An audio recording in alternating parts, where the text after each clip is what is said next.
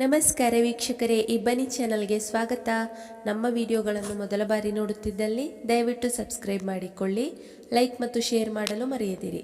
ನಮ್ಮ ಕತೆಗಳನ್ನು ಸ್ಕಿಪ್ ಮಾಡದೆ ನೋಡಿ ಆನಂದಿಸಿ. ಕತೆ ಹೆಸರು ಯಾರ ಒಲವು ಯಾರಿಗೆ, ಭಾಗ 19. ಲೇಖಕರು ಕೈಸರ್ ಜಹಾ. 50 ವರ್ಷದ ಮುದುಕನ ಜೊತೆ ಮದುವೆ ಆಗುವ ಬದಲು ಪ್ರಶಾಂತನನ್ನು ಮದುವೆಯಾಗಿ ಆರಾಮವಾಗಿ ಸಂಸಾರ ಮಾಡಬಹುದು. ಆದರೆ ಯಾವಾಗ ಹೇಳು? ಅನುಜಾಳಿಗೆ ಯಾವತ್ತು ಮಕ್ಕಳು ಆಗಲ್ಲವೋ ಅವಳು ಬಂಜೆ ಅಂತ ಗೊತ್ತಾಗುತ್ತೆ ನೋಡು. ಆವಾಗ ಅವಳು ಟ್ರೀಟ್ಮೆಂಟ್ ತೆಗೆದುಕೊಳ್ಳುತ್ತಿದ್ದಳು. ಆದರೆ ಅಷ್ಟು ಸೀರಿಯಸ್ ಆಗಿ ತಗೋತಾ ಇರಲಿಲ್ಲ. ಏಕೆಂದರೆ ಅವಳಿಗೆ ಅವಳ ಅತ್ತೆ ಮತ್ತು ಗಂಡನ ಪ್ರೀತಿಯೇ ಅಗಾಧವಾಗಿತ್ತು. ಆದರೂ ಆವತ್ತು ಅವಳು ಡಾಕ್ಟರ್ ಹತ್ತಿರ ಹೋಗುತ್ತಿದ್ದೇನೆ ಚೆಕಪ್ ಮಾಡಿಸಲು ಅಂತ ಹೇಳಿದಾಗ ಅಮ್ಮ ಹೇಳಿದ ಹಾಗೆ ಯಾವ ಡಾಕ್ಟರ್ ಏನು ಎಲ್ಲ ಎಂದು ಎಲ್ಲವನ್ನು ಕೇಳಿ ತಿಳಿದುಕೊಂಡೆ. ನಂತರ ಅವಳು ಮತ್ತು ಪ್ರಶಾಂತ್ ಡಾಕ್ಟರ್ ಬಳಿ ಹೋಗುವ ಮುಂಚೆಯೇ ನಾನು ಅಮ್ಮ ಹೋಗಿ ಅವನಿಗೆ ಕೊಡೋಕೆ ಬಡ್ಡಿಗೆ 2 ಲಕ್ಷ ದುಡ್ಡು ತೆಗೆದುಕೊಂಡು, ಹೇಗೂ ಮದುವೆ ಆದ ಮೇಲೆ ಪ್ರಶಾಂತ್ನಿಂದ ತೆಗೆದುಕೊಟ್ಟರೆ ಆಗುತ್ತೆ ಅಂತ ಅವನಿಗೆ ಕೊಟ್ಟು, ಅನುಜ ಯಾವತ್ತೂ ತಾಯಿ ಆಗುವುದಿಲ್ಲ ಅಂತ ಹೇಳಿಸಿದ್ದೆವು. ಆದರೆ ಅವನು ಮೊದಲು ಇಲ್ಲ, ನಾನೊಬ್ಬ ನಿಷ್ಠಾವಂತ ಡಾಕ್ಟರ್, ನನ್ನಿಂದ ಸುಳ್ಳು ಹೇಳುವುದಕ್ಕೆ ಆಗುವುದಿಲ್ಲ ಎಂದು ತುಂಬಾ ಹಠ ಹಿಡಿದಿದ್ದ. ಆದರೆ ಈ ದುಡ್ಡು ಅನ್ನೋದು ಇದೆ ನೋಡು, ಕೆಲವೊಂದು ಸಲ ಒಳ್ಳೆಯವರನ್ನು ಕೆಟ್ಟವರನ್ನಾಗಿ ಮಾಡಿಬಿಡುತ್ತದೆ. ದುಡ್ಡಿನ ಆಸೆಗೋಸ್ಕರ ಅವನು ಒಪ್ಪಿ ನಾವು ಹೇಳಿಕೊಟ್ಟಂತೆ ಹೇಳಿದ. ಆವಾಗ ನನಗೆ ಪ್ರಶಾಂತನನ್ನು ಮದುವೆಯಾಗಲು ತುಂಬ ಸುಲಭವಾಯಿತು. ನಾವಂದುಕೊಂಡಂತೆ ಅನುಜಾಳ ಮುಂದೆ ನಾಟಕವಾಡಿದೆವು. ಕೊನೆಗೂ ಅವಳಾಗಿಯೇ ತನಗಂತೂ ಮಕ್ಕಳಾಗುವುದಿಲ್ಲ, ಆದ್ದರಿಂದ ಸುಕನ್ಯಾಳನ್ನು ಪ್ರಶಾಂತ್ಗೆ ಮದುವೆ ಮಾಡಿಸಲು ತೀರ್ಮಾನ ಮಾಡಿ ಬಂದಿದ್ದಳು. ಮದುವೆ ಆದ ಮೇಲೆ ಪ್ರಶಾಂತ್ ಕೊಟ್ಟರು ನೋಡು ಚೆಕ್ಕು, ಅವತ್ತು ನಾವೇ ಅಲ್ಲವೇನೋ ನಾಟಕ ಆಡಿದ್ದು ಮದುವೆಗೆ ಖರ್ಚಾಯಿತು ಅಂತ.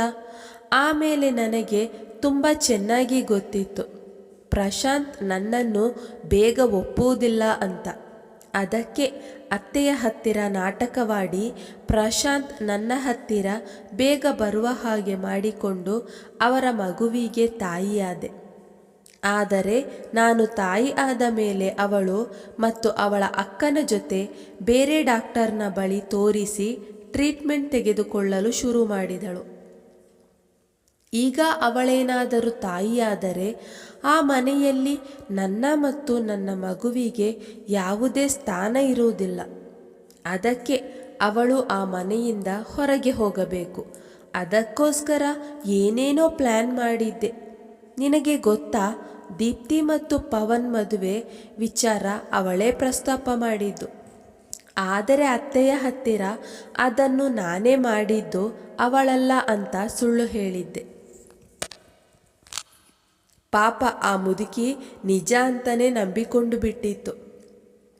ನನ್ನ ಮಗುವನ್ನು ಸಾಯಿಸಲು ನೋಡುತ್ತಿದ್ದಾಳೆ ಅಂತ ಹೇಳಿದೆ. ಆದರೆ ಯಾವ ಕುತಂತ್ರವೂ ಅವಳು ಮನೆ ಬಿಟ್ಟು ಹೋಗುವ ಹಾಗೆ ಆಗಲಿಲ್ಲವೋ ಆವಾಗ ಅವಳ ಗಂಡನೇ ಅವಳ ಮೇಲೆ ಅನುಮಾನ ಪಡಬೇಕು. ಅದಕ್ಕೆ ಅವಳ ಮತ್ತು ಪವನ್ ಮಧ್ಯೆ ಸಂಬಂಧ ಇದೆ ಎನ್ನುವ ತರಹ ದೀಪ್ತಿ ಮತ್ತು ಪ್ರಶಾಂತ್ಗೆ ನಾನು ತೆಗೆದಿರಿಸಿದ್ದ ಫೋಟೋಗಳನ್ನೆಲ್ಲ ತೋರಿಸಿದೆ. ಅಂತೂ ಇಂತೂ ಕೊನೆಗೆ ಅವಳು ಮನೆ ಬಿಟ್ಟು ಹೋದಳು. ಆದರೂ ಆ ಪ್ರಶಾಂತ್ ಅವಳನ್ನು ಕರೆದುಕೊಂಡು ಬರುತ್ತೇನೆ ಅಂತ ಬೆಳಗ್ಗೆನೇ ಹೊರಟಿದ್ದ. ಆದರೆ ನಾನು ಇದ್ದೀನಲ್ಲ, ಬಿಡಲಿಲ್ಲ ಅವರನ್ನು. ಮತ್ತೆ ಎಲ್ಲಿ ಸರಿ ಹೋಗಿಬಿಡುತ್ತದೋ ಅವರ ಮಧ್ಯೆ ಅಂತ. ಈಗ ದೀಪ್ತಿ ಮತ್ತು ಪವನ್ ಡಿವೋರ್ಸ್ ಆಗುತ್ತೆ. ನಂತರ ಪವನ್ ಸೀದಾ ಫಾರಿನ್ಗೆ ಹೋಗಿಬಿಡುತ್ತಾನೆ. ಆಮೇಲೆ ಆ ಮುದುಕಿಯನ್ನು ಮೂಲೆಯಲ್ಲಿ ಬಿದ್ದಿರುವ ಹಾಗೆ ಮಾಡೋದು ಅಷ್ಟೇ. ಅದೇನು ನನಗೆ ಮಹಾ ಕೆಲಸವೇನೂ ಅಲ್ಲ. ಆಗ ಆ ಮನೆ ಮತ್ತು ಕಂಪನಿ ಎಲ್ಲವೂ ನನ್ನ ಮತ್ತು ನನ್ನ ಮಗುವಿನ ಹೆಸರಿನಲ್ಲಿ ಇರುತ್ತದೆ. ಏನಂದೆ? ತಪ್ಪು ಅಂದೆ ಅಲ್ಲವಾ? ನನಗೂ ಹಾಗೆ ಅನ್ನಿಸುತ್ತಿತ್ತು ಅರುಣ್. ಆದರೆ ಯಾವಾಗ ಪ್ರಶಾಂತ್ನ ಮನಸ್ಸಿನಲ್ಲಿ ಬರೀ ಅನುಜಾಳೆ ಇರುವುದು ಅಂತ ಗೊತ್ತಾಯಿತು ನೋಡು, ಆವಾಗ ಇದೆಲ್ಲ ತಪ್ಪಲ್ಲ, ನನಗೆ ಮಾತ್ರ ಅವನ ಮನಸ್ಸಿನಲ್ಲಿ ಸಂಪೂರ್ಣವಾಗಿ ಜಾಗ ಬೇಕು, ಅವನ ಜೀವನದಲ್ಲಿ ನಾನೊಬ್ಬಳೇ ಇರಬೇಕು ಮತ್ತು ಐಷಾರಾಮಿ ಜೀವನ ನಡೆಸಬೇಕು ಎನ್ನಿಸಿದಾಗ ನಾನು ಮಾಡಿದ್ದೇ ಸರಿ. ನನ್ನ ಮತ್ತು ನನ್ನ ಮಗುವಿನ ಮುಂದಿನ ಭವಿಷ್ಯಕ್ಕೋಸ್ಕರ ಇದೆಲ್ಲ ಮಾಡಲೇಬೇಕು ಅಂತ ನಾನು ಮಾಡಿದ್ದು ಕಣೋ. ಅವರ 10 ವರ್ಷದ ಸಂಬಂಧದಲ್ಲಿ ನಂಬಿಕೆ ಎನ್ನುವುದನ್ನು ದೂರ ಮಾಡುವುದರಲ್ಲಿ ನಾನು ಯಶಸ್ವಿಯಾಗಿ ಬಿಟ್ಟೆ. ನೋಡು, ಇದೆಲ್ಲ ತಪ್ಪಲ್ಲ, ಗೊತ್ತಾಯ್ತಾ? ಒಂದು ದಿನವೂ ನೀನು ಕಂಪನಿಯಿಂದ ದುಡ್ಡು ಕದಿಯುತ್ತಿರುವ ವಿಷಯವನ್ನು ಗೊತ್ತಿದ್ದರೂ ತಪ್ಪು ಅಂತ ಹೇಳಿದ್ದೀನಾ? ಇಲ್ಲವಲ್ಲ. ನನಗೂ ಗೊತ್ತು ಆ ಡಾಕ್ಟರ್ ಪದೇ ಪದೇ ದುಡ್ಡನ್ನು ಕೇಳುತ್ತಿದ್ದಾನೆ, ಅದಕ್ಕೆ ನೀನು ಕೊಡುತ್ತಿದ್ದೀಯಾ ಅಂತ. ಅದೆಲ್ಲ ಮಧ್ಯದಲ್ಲಿ ನಿನ್ನದೇನು ಈಗ ಸಾಚಾತನ? ಸುಮ್ಮನೆ ನಿನ್ನ ಕೆಲಸ ನೋಡು, ಆಮೇಲೆ ನನಗೆ ಸರಿ ಯಾವುದು ತಪ್ಪು ಯಾವುದು ಅಂತ ಹೇಳು, ಆಯ್ತಾ ಎಂದು ಸೋಫಾದ ಮೇಲೆ ಕೂರುವಳು. ಅಲ್ಲಿಗೆ ಮುಕ್ತಾಯಗೊಳ್ಳುವುದು ಅವರ ಸಂಭಾಷಣೆಗಳ ವಿಡಿಯೋ ಕ್ಲಿಪ್. ಸುಕನ್ಯಾಳ ಮನೆಯಲ್ಲಿ ನಡೆದ ಆ ಮಾತುಕತೆಗಳ ವಿಡಿಯೋ ಟಿವಿ ಪರದೆಯ ಮೇಲೆ ನೋಡಿ ಅಲ್ಲಿದ್ದವರೆಲ್ಲರೂ ಆಶ್ಚರ್ಯದಿಂದ ಸುಕನ್ಯಾಳನ್ನೇ ಒಮ್ಮೆ ನೋಡುವರು. ನಾಚಿಕೆಯಿಂದ ತಲೆ ತಗ್ಗಿಸಿಕೊಳ್ಳುವಳು ಸುಕನ್ಯಾ. ಕೋಪ ಅಸಹನೆಯಿಂದ ಸುಕನ್ಯಾಳ ಬಳಿ ಅಳುತ್ತಾ ಹತ್ತಿರ ಹೋದ ಅನುಜ ರಪ್ ರಪ್ ಎಂದು ಕೆನ್ನೆಗೆ 2 ಬಾರಿಸುವಳು. ಏನೇ ಮಾಡಿದ್ದೆ ನಾನು? ಹೇಳು, ಏನು ತಪ್ಪು ಮಾಡಿದ್ದೆ ನಾನು? ಛೀ, ನಾಚಿಕೆ ಆಗುತ್ತೆ ಕಣೆ ನನಗೆ. ನೀನು ಒಂದು ಗೆಳತಿನ? ಥೂ, ನಿನ್ನ ಜನ್ಮಕ್ಕೆ ನೀನು ಒಂದು ಗೆಳತಿಯೇನೆ ಎಂದು ಅಳುತ್ತಾ ಹೇಳುವಳು ಅನುಜ. ನಿನ್ನನ್ನು ನಾನು ಪ್ರಾಣಕ್ಕಿಂತ ಹೆಚ್ಚಾಗಿ ಪ್ರೀತಿಸುತ್ತಿದ್ದೆ ಸುಕನ್ಯಾ. ಎಷ್ಟೋ ಸಲ ಕಾಲೇಜಿಗೆ ಫೀಸ್ ಕಟ್ಟೋಕೆ ದುಡ್ಡು ಇಲ್ಲದೆ ಇದ್ದಾಗ ನಾನೇ ಅಲ್ವಾ ನಿನಗೆ ಸಹಾಯ ಮಾಡಿದ್ದು. ಅಪ್ಪ ಅಮ್ಮನ ಹತ್ತಿರ ದುಡ್ಡು ತೆಗೆದುಕೊಂಡು ಹಬ್ಬಕ್ಕೆ ಎಲ್ಲ ಬಟ್ಟೆ ಸಾಮಗ್ರಿ ಕೊಡಿಸುತ್ತಿದ್ದೆ. ನಿನಗೆ ಹುಷಾರಿಲ್ಲ ಎಂದಾಗ ಎಷ್ಟೋ ಸಲ ದುಡ್ಡು ಕೊಟ್ಟಿದ್ದೀನಿ. ನಿನಗೆ ಅದೆಲ್ಲ ಮರೆತು ಹೋಯ್ತ ಸುಕನ್ಯಾ? ಯಾಕೆ ಹೀಗೆ ನನ್ನ ಜೀವನದಲ್ಲಿ ಇಂತಹ ಬಿರುಗಾಳಿಯನ್ನೆಬ್ಬಿಸಿಬಿಟ್ಟೆ? ನಾನು ಅಷ್ಟೊಂದು ವೈರಿಯಾಗಿ ಬಿಟ್ಟೆನಾ? ನನ್ನ ಜೊತೆ ಈ ರೀತಿ ದ್ರೋಹ ಮಾಡಿದೆ ಯಾಕೆ ಹೇಳೇ? ನಾನು ಯಾವತ್ತೂ ನಿನ್ನ ಮನಸ್ಸು ನೋವಾಗುವ ಹಾಗೆ ನಡೆದುಕೊಂಡಿಲ್ಲ. ನನ್ನ ಸಂತೋಷದ ಜೀವನವನ್ನು ಹೇಳಿ ನಿನಗೆ ಹೊಟ್ಟೆ ಕಿಚ್ಚು ಮಾಡಿಸಿಲ್ಲ. ಆದರೆ ನೀನು ನನ್ನ ಮೇಲೇನೆ ಇಷ್ಟು ದೊಡ್ಡ ಪ್ಲ್ಯಾನ್ ಮಾಡಿದ್ದೆ. ನನ್ನ ಪ್ರೀತಿಯನ್ನು ನನ್ನಿಂದ ದೂರ ಮಾಡಿ ನನ್ನ ಮೇಲೆ ಆರೋಪ ಬರುವ ಹಾಗೆ ಮಾಡಿದೆ. ಯಾಕೆ ಸುಕನ್ಯಾ? ಬಿಡಲ್ಲ ಕಣೆ, ನಾನು ನಿನ್ನನ್ನು ಬಿಡುವುದಿಲ್ಲ. ಪ್ರಶಾಂತ್ ಜೊತೆ ಮದುವೆ ಆಗುವುದಕ್ಕೆ ಡಾಕ್ಟರ್ಸ್ ಹತ್ತಿರ ಸುಳ್ಳು ಹೇಳಿಸಿದ್ದೀಯಾ? ನಾನು ತಾಯಿಯಾಗಲ್ಲ ಅಂತ? ಛೀ, ನನ್ನ ಭಾವನೆ ಜೀವನದ ಜೊತೆ ಆಟ ಆಡಿಬಿಟ್ಟಿಯಲ್ಲೇ. ದೇವರೇ, ನನಗೇ ಯಾಕೆ ಈ ಶಿಕ್ಷೆ ಎಂದು ಅಳುತ್ತಾ ಕಿರುಚುತ್ತಾ ಕುಸಿದು ಬೀಳುವವಳನ್ನು ಮಮತಾರವರು ಹಿಡಿದುಕೊಂಡು ಸೋಫಾದ ಮೇಲೆ ಕೂರಿಸುವರು. ಸಾಕು ಅನು, ಅಳಬೇಡ, ಸುಮ್ಮನಿರು. ಎಷ್ಟು ಅಂತ ಅಳುತ್ತೀಯ ಮಗಳೇ? ನಾನು ಇವಳನ್ನು ನಂಬಿ ದೊಡ್ಡ ತಪ್ಪು ಮಾಡಿದ್ದೀನಿ.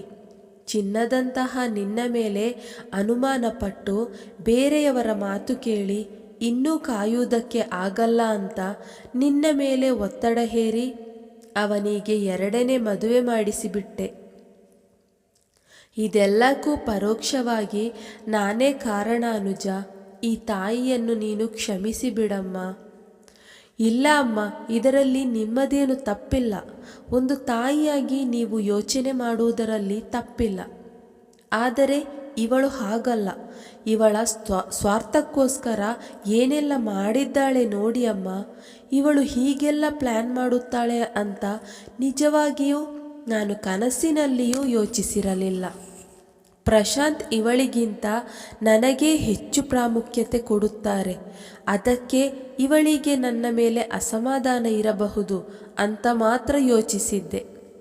ಆದರೂ ಪ್ರಶಾಂತ್ನೊಂದಿಗೆ ಹೆಚ್ಚಾಗಿ ಅವಳ ಬಗ್ಗೆ ಪ್ರಾಮುಖ್ಯತೆ ನೀಡಿ ಎಂದು ಗೋಗರೆಯುತ್ತಿದ್ದೆ. ನನಗೆ ಏನೇ ವಸ್ತು ಕೊಡಿಸಿದರೂ ಅದನ್ನು ಅವಳಿಗೂ ಕೊಡಿಸುವಂತೆ ಒತ್ತಾಯ ಮಾಡುತ್ತಿದ್ದೆ ಅಮ್ಮ. ಆದರೆ ಇವಳ ಹೊಟ್ಟೆ ಕಿಚ್ಚು ಈ ಮಟ್ಟಿಗೆ ಇದೆ ಅಂತ ಗೊತ್ತಿರಲಿಲ್ಲ ಕಣಮ್ಮ ಎಂದು ಕಣ್ಣೀರು ಹಾಕುವಳು. ಅನುಜಾಳಿಗೆ ತನ್ನ ಗೆಳತಿ ಈ ರೀತಿಯಾಗಿ ನಂಬಿಕೆಗೆ ದ್ರೋಹ ಮಾಡಿದ್ದು ಮತ್ತು ಡಾಕ್ಟರ್ ಹತ್ತಿರವೇ ಸುಳ್ಳು ಹೇಳಿಸಿ ಪ್ರಶಾಂತನನ್ನು ಮದುವೆ ಆಗಿದ್ದು ಅವಳಿಗೆ ತುಂಬ ನೋವನ್ನು ನೀಡಿರುತ್ತದೆ. ಸುಕನ್ಯಾಳ ಕಣ್ಣುಗಳು ಕೋಪದಿಂದ ಕೆಂಪಾಗಿ ಇದೆಲ್ಲ ಪ್ರಶಾಂತ್ ಯಾವಾಗ ರೆಕಾರ್ಡ್ ಮಾಡಿದರು ಅಂತ ಯೋಚಿಸುವಳು. ಏನು ಯೋಚನೆ ಮಾಡುತ್ತಿದ್ದೀಯ ಸುಕನ್ಯಾ? ನನಗೆ ಇದೆಲ್ಲ ಹೇಗೆ ಸಿಕ್ಕಿತು ಅಂತನಾ? ಅಥವಾ ಈ ವಿಡಿಯೋವನ್ನು ಯಾರಾದರೂ ರೆಕಾರ್ಡ್ ಮಾಡಿ ನನಗೆ ಕಳುಹಿಸಿರಬಹುದು ಎಂದು ಯೋಚನೆ ಮಾಡುತ್ತಿದ್ದೀಯಾ? ಮುಂದುವರಿಯುತ್ತದೆ.